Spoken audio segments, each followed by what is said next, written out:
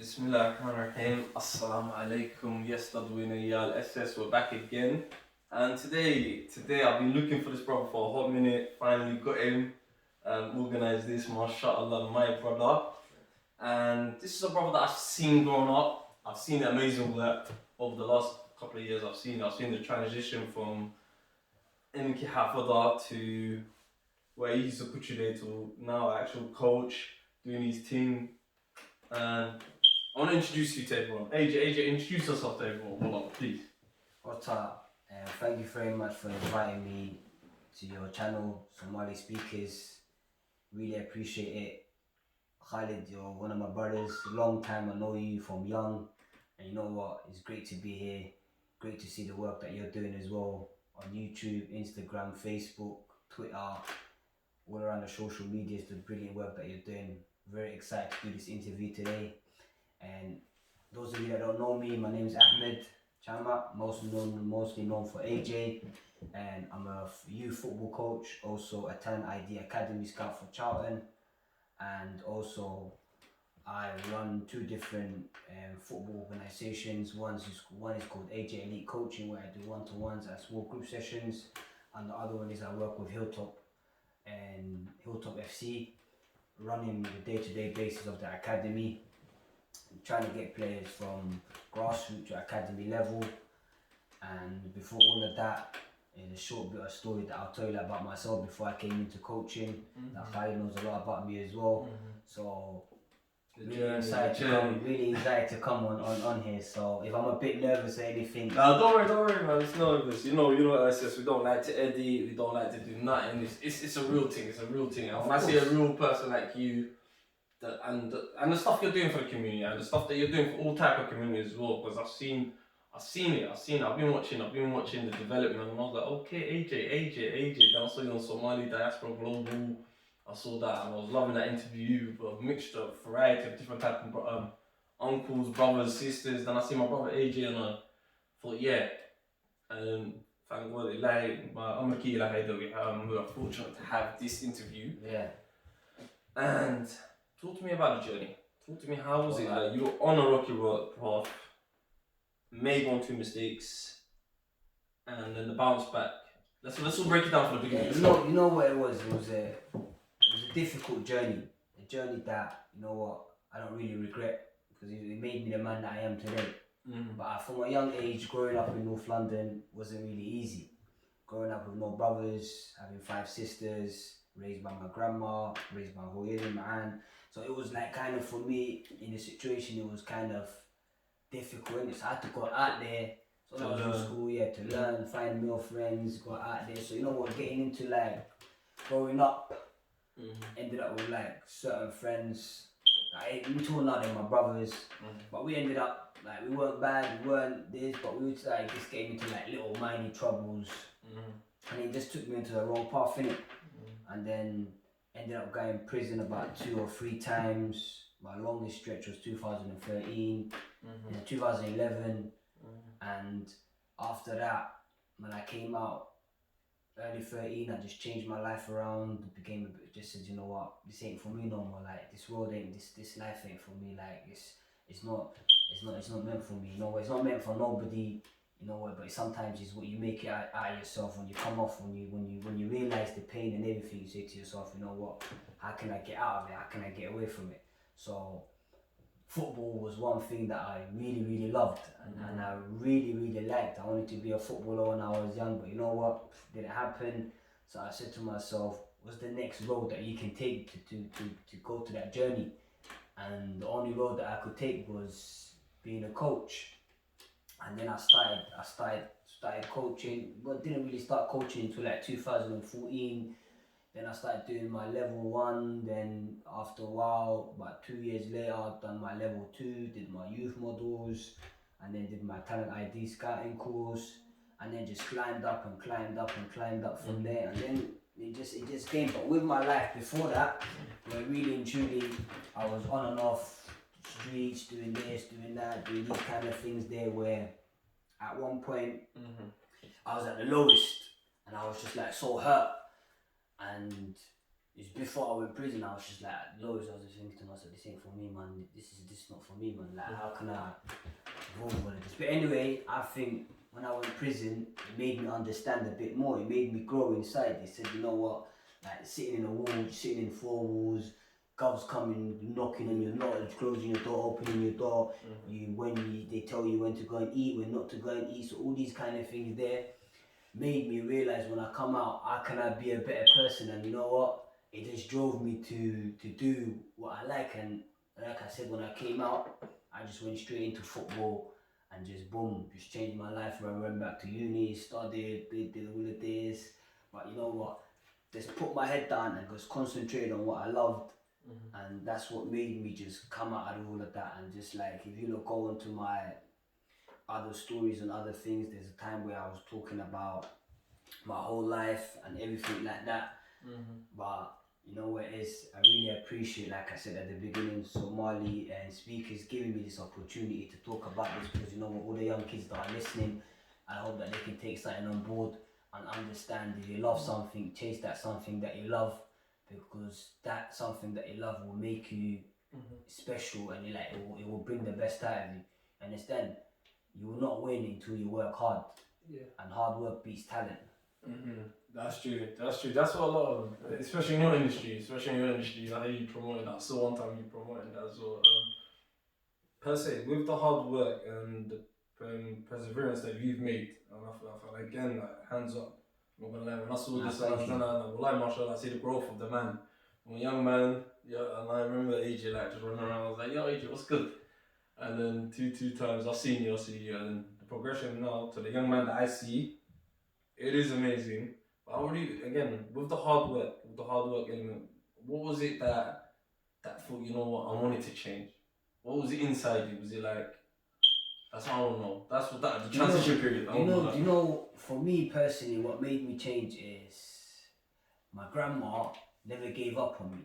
Like, I remember when I went in prison, like, like, you know, grandmas in it, like Hanunka, hey, like the pain they feel.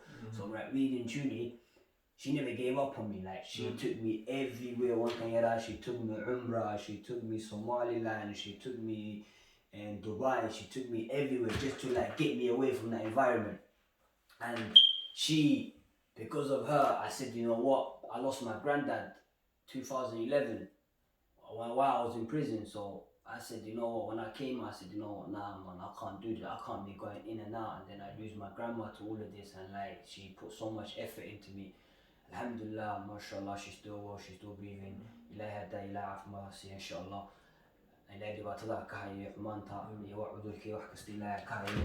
But you know, like, the thing is, she made me change. Like, she made me understand. And the other thing is, when I got married as well, and I settled down in like middle 2014, that's when I said, you know what, like, it has to be like a different kind of thing. So my wife, different type of AJ. Yeah. So my wife kind of influenced me to do like things that I like. So it's kind of like made me different from understanding. Like I said, you know what, I got something to lose. And when you have something to lose, you don't want to lose it. You want to fight for it every single minute. You want to go for it every single minute. You want to push. So I just pushed. I just keep on going and keep on going and keep on going and keep on going and keep on going. So I think like my grandma motivated me a lot. Like, she motivated me a lot. Like, very, very lot. But she never gave up on me. Like, never ever gave up on me. My mom never gave up on me. My mom lives in Hargeisa, but she never gave up on me. My sisters never gave up on me.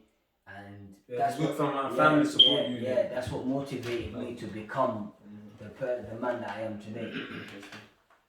Second question I want to ask you is, when you're mentoring, when you're in that zone and you're out there coaching, what type of joy does it give you?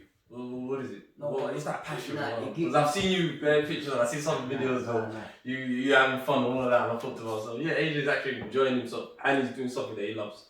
You know what it is? Every time I go to do my training, or every time I go and take my football bags, or put my jacket on, or put my kit on, or I just go there and I just put the equipment down and I'm doing my session, the first thing that pops into my head is, I love this, something that I love doing.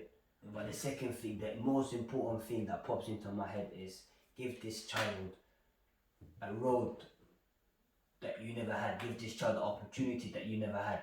Give this child, open this child the door that is never opened for you. Do you understand? Make him a better person than you was when you were young. Yeah.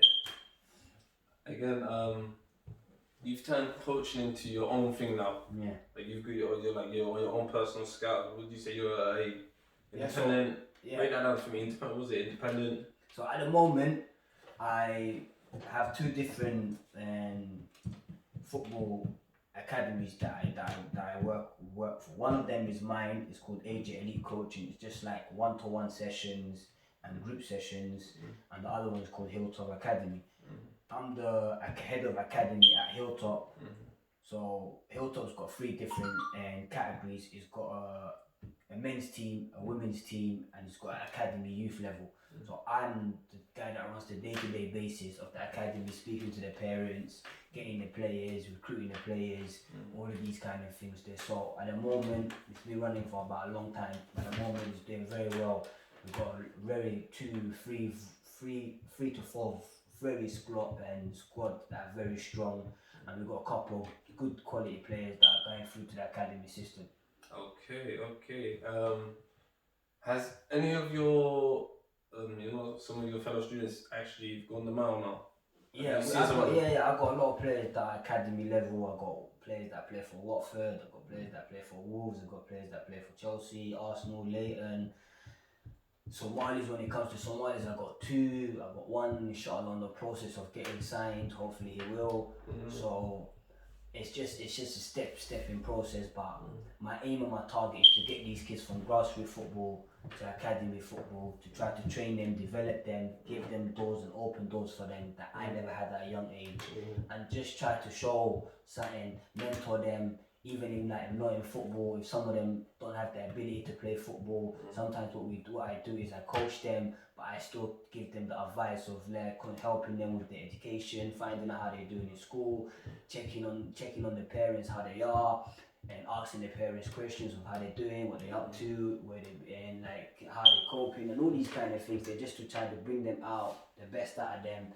And then when they get to like 16 or 17, if they don't get into academy, I have a setup from 18 to 21s where they still stay with me and they still play football. I've got a lot of them that are still with me. Some of them are all from North London as well. Most of them are still with me at Hilltop until now. And the thing is just about developing them and just giving them the opportunity for not them to go into the same road that I was in when I was young. Okay. What about the opposite side? How can we get like young brothers and sisters maybe into mentoring or coaching like you do? Maybe some of them, like you're saying, maybe some of them are able to be in athletically that talented, but you, like you're saying, there's other avenues that you pursued yourself. So would you recommend all of that? How would you recommend? No, of course. Anyone that, like I said, there's a lot of kids that don't have the ability to get scouted, or there are a lot of kids that don't have the ability to go forward and get into academies or get pro contracts or semi-pro contracts. Some of them, we look at them to help them, like getting into like apprenticeships, getting into like getting them into like colleges, getting them into like work programs, getting them into like to become something that they love. If some of them ain't good at football, some of them will say, oh, you know what, I'm going to take a step back at football, but I'm still going to train. Yes. But they need their physical and mental status to keep going and continue. So a lot of the kids, we help them with like a lot of things, but my main priority is trying to give a kid the opportunity that he needs. Don't matter if he can play football, if he can't play football. But at our academy, we try to do the best that we can do to try to give them the positive path. With AJ Elite Coaching, it's all about getting them into academies. It's trying to push them into academies, trying to get them into the next stage. And that's one thing that I mostly fight for every day. Definitely. How would you implement it in our community? Say, Now, within the Somalis, listen, there's a lot of Somalis that are in football and there's a lot of Somalis that ain't in football. When it comes to the Somalis that are in football, the biggest issue and the biggest problem that we have is we don't believe in the process. We take our kid to training during the summer, but then in the winter it gets too cold and then we're out. And then we bring them back in the summer and then we're out. We only have like maybe 1% of Somalis that are in academies. 1%, that's 99% that ain't. That's 1%. I can count how many, in my fingers, I can count how many players that are in academies of Somalis. Do you understand? So I believe that the Somalis need to bring their kids out and get them involved in football. I don't see a lot of Somalis getting involved. Even like coaches, I don't see a lot of Somali coaches. There's few Somali. There's like, I can name the 3 biggest Somali coaches and scouts in London. That I'm one of them, and Mohammed and Ali, they're the other 2. One works for Chelsea, one works for Arsenal. But the thing is, the ability of it is we're low, and I think we need to start getting involved more, coming into the game more, and bringing in more kids that are Somali into the game and trying to get them, push them forward into the football and into any sport it is. And it can be any sport. It can be boxing, it can be rugby, it can be cricket, it can be anything, but anything to get his mental state. I know what's going on since 2020, this COVID thing as well. You know, like, listen, we need to bring the kids out. We need to get them to get involved in something, mental wise as well. It will help them. I totally agree with that. Seeing as you're the coach as well, I agree with you. I agree 100%. And definitely, what would be the initiatives to get like other young people into coaching? What do you say? How would you? Is there any avenues that you pursued? And you know, for me, when I was getting into coaching, there was a person that I really truly respect in Tuna called Ma'ala Abdel. He didn't open the door for me. He was he's one of the first Somali coaches that I know that opened. I used to play for his team when I was young in North London. Opened a team called White Stars, and until now he's still doing the coaching. I think he's in his 70s or like early 70s, and like he still does it until now. And he's the person that opened that door for me. So there's a lot. If you want to get in, if you want to get like coaching, if you want to get into coaching, or if you want to get into like football, you have to go and knock on these doors. You have to go and knock on these doors. There's opportunities, there's courses that's going on, but due to the COVID now, there's no courses, there's no nothing, all the courses have stopped. But if you want to get into it, you just all need to do is just knock on the door will open for you. Definitely. Yeah. And on that note, we'll let AJ again, my brother. Next time, hopefully you can invite me to one of the sessions, so we could actually see what you're doing. 100%. Well, like, listen, I will personally invite you to one of my sessions. You come down, watch me. I had people come down to my sessions, and record me, and I started nervous. And like, I'm one of them coaches, I'm like strict in it, so I like my players to do the certain thing the right way. I'm getting recorded. I'm like very nervous, watching the sides and watching the camera. I'm like, you know what? So you can come down, come down, record. Probably good. Yeah, definitely. See how it is. Come down, record. I organised a couple of tournaments as well for some young. Like last time I organised an under 16 tournament for Somalis. All Somalis. I organised an under 18 tournament where I brought like South London, East London, North London, Northwest, Southwest, West London, all together into one place. And it went very well. It went very well. Very smooth. It went brilliant. So next time, you're 100% more than invited to come down, man. Yeah, definitely. We're going to come down, do a recording and all of that, and see the amazing work that you're doing, per se. You know what I'm saying? On that note, Somali Speakers, I'm going to leave all your information, all your socials, everything in the description box. You know what it is, man. We're going to get more contact to you. Nah, thank you very much, man. Listen, Somali Speakers, thank you very much for inviting me. Khalid, listen, I know Khalid for a long time, my brother. Well, like this, I know you from young. You know, like I said at the beginning, the good work you're doing, the amazing work you're doing. Hopefully, inshallah, you keep it up, you shine, and inshallah, may Allah protect us from all evil.